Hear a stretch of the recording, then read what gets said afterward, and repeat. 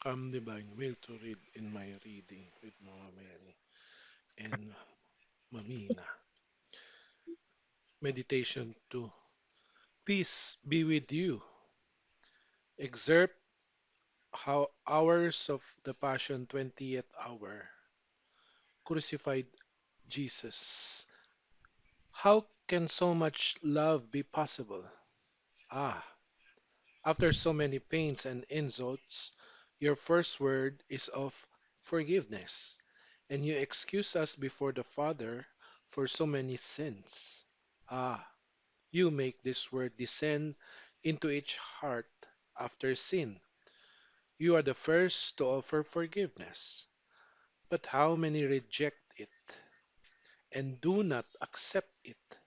Your love is then taken by follies, because you anxiously desire to give your forgiveness and the kiss of peace to all. You must know that peace is the door through which trust Truth, enters. truth, The ano po? through which truth enters. Through which truth, kulang pala to. A truth enters, sorry. The first kiss, the invitation of the creatures disposed to listen, to let it speak. Peace is the smile of heaven, the source of celestial joys.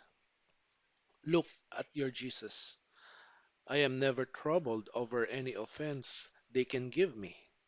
I can say that my throne is peace. So I want you wholly peaceful, because in this mode too we have to adapt ourselves and to look alike. Peaceful me, peaceful you. Otherwise, the kingdom of my will cannot be established in you, since it is a kingdom of peace. At this word of forgiveness, hell trembles and recognizes you as God. Nature and everyone remain astonished, and they recognize your divinity, your inextinguishable love, and silently wait to see where it reaches. And not only your voice, but also your blood and your wounds cry out to every heart after sin, come into my arms.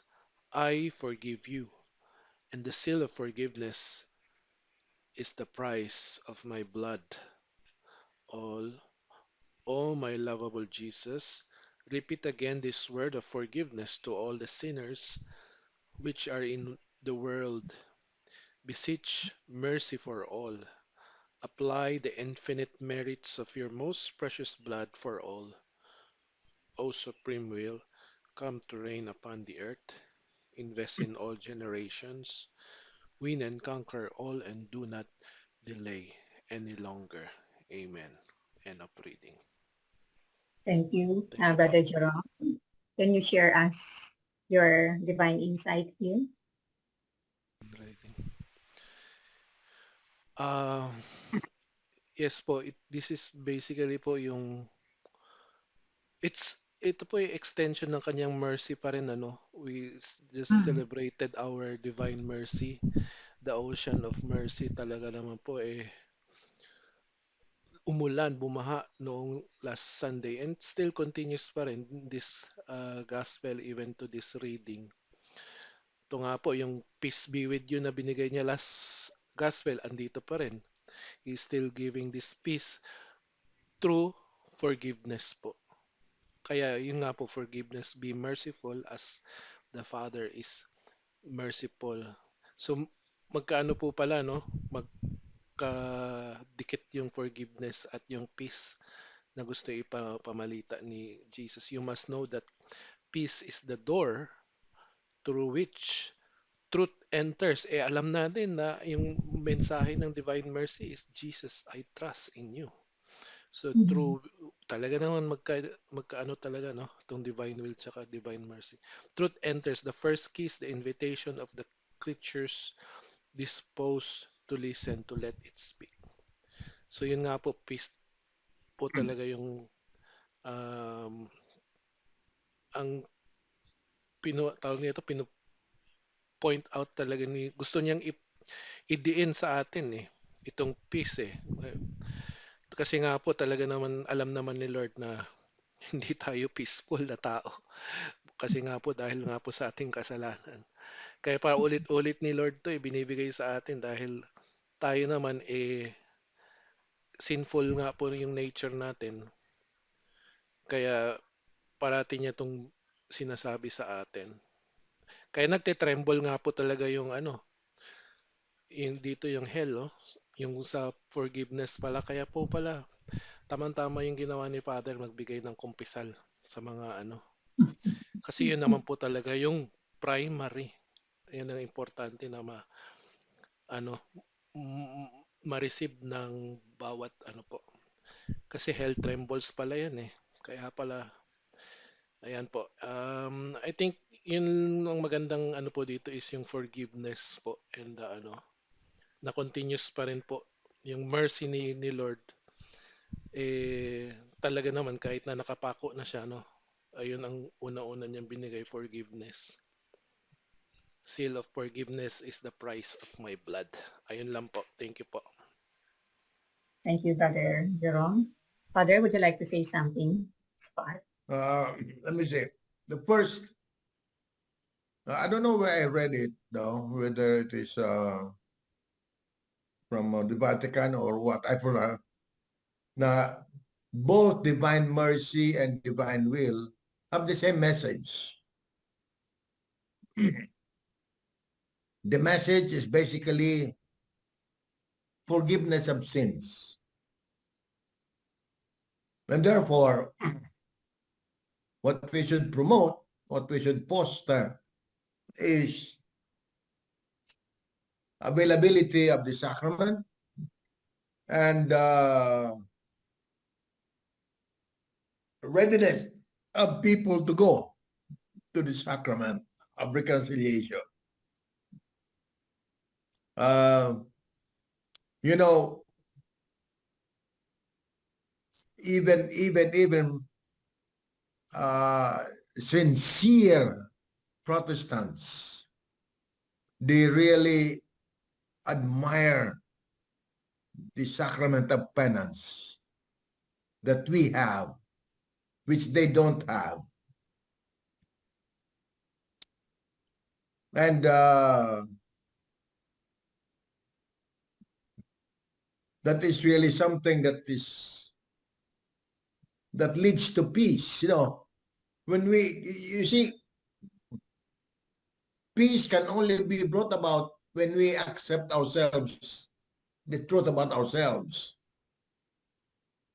And the truth about ourselves is that we are sinners. So instead of fighting about who has sinned more, we should more compete on how we can help each other to ask forgiveness. That is really evangelization. That is true evangelization. If we can, that's why in my years when I was going from one barrio to another, giving popular mission, I never involved myself in arguing or debating with non-Catholics. You know, I would prefer to sit down with them to talk about what we can do together rather than what we can fight with each other, because that leaves us open to seeking peace if we can ask forgiveness, because as we say, it takes two to tango. So if they have committed sin, we also brought that about.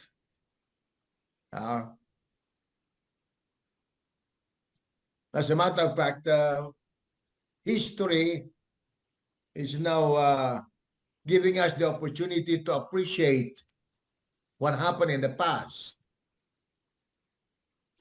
For example, Martin Luther, some of those things that he was protesting were valid points, which we are now accepting as valid as things that we should reform ourselves about. So we should not be so hard-headed, no, to insist on what we believe. There is only one thing, however, that we should not change is our faith in the resurrection. Yeah, that non-negotiable yan. And when we talk about faith in the resurrection, it means it's all mercy, it's all the divine will, all of that. It's all to embrace people who are all sinful, and yet God would like to embrace us all, because that is the kingdom that God would like to establish on earth. Kingdom of love, kingdom of peace. So yun. Maganda actually. Kaya lang nakapokus siya sa especially on the concept of an importance of forgiveness. Nakakalungkot lang, sabi nga dito, some people reject it. Well, there are always going to be. But no matter how much people reject, God continues to offer pa rin. Never. He will never give up.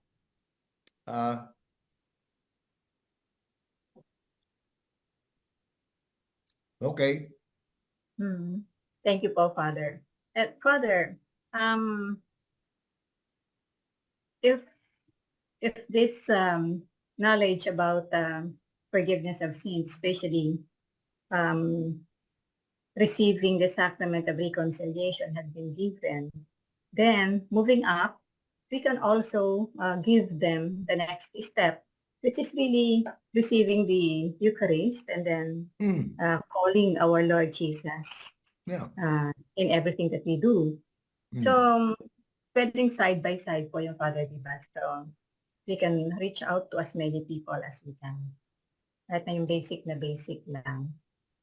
Well, that is actually what that is part of the effort of the present Pope, you know, to make communion accessible to as many people as possible. However, without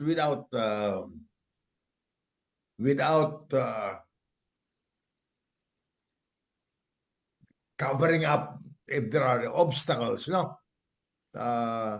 Sin is an obstacle to the Eucharist. However, sabi nga, many of those that stand out na cannot receive communion are those who are separate from their husband or wife and are living with another one. So what the Holy Father did was to simplify the process of nullifying the previous marriage so that people can have access to the Eucharist. So without pretending, no, and of course we have to believe that we only give the Eucharist to people who believe in the real presence of Jesus. Not all Protestants believe that. Some of them, they think that the Eucharist is just the symbol of God's presence. But for us, the Eucharist is the real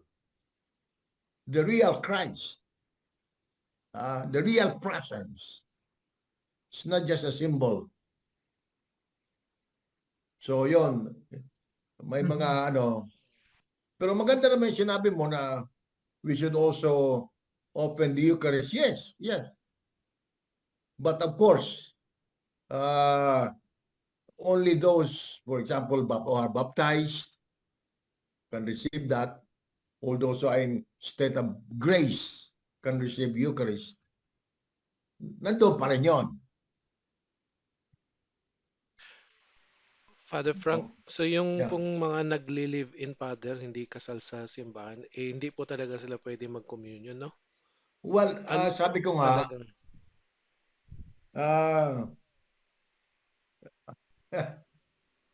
if they are having live in ano, then talk to them about bakit nakikil are they not married? Kung hindi pa naman sila civil kasal, lang siguro, Father. Baka ha? civil lang.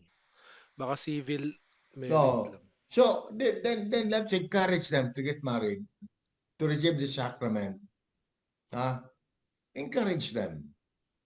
Uh, without encourage them to have it in a simple way, without embarrassment. We'll do it privately. The idea is to make accessible the sacrament of matrimony sa mga hindi pa kasal, ha? Pero kung they are living in because meron silang hiniwalayan, ay ibang usapan yun. So you have to go through the other process of nullifying muna yung unang kasal nila. So, in other Pero words, Father, parang not married in church is considered mortal sin if you are living in kahit ha? civil married. Tama ba? Well, Because they are not able to receive communion. yeah, that is actually an Mortal obstacle to sin. receiving communion. Huh? But can they do spiritual communion? Anytime.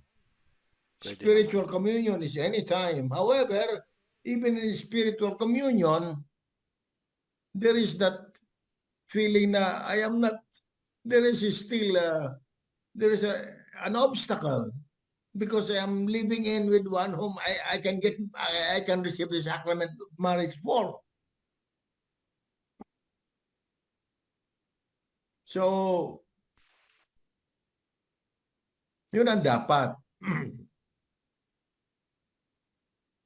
In other words, all I'm saying is that we are not opening it to just about anybody, no?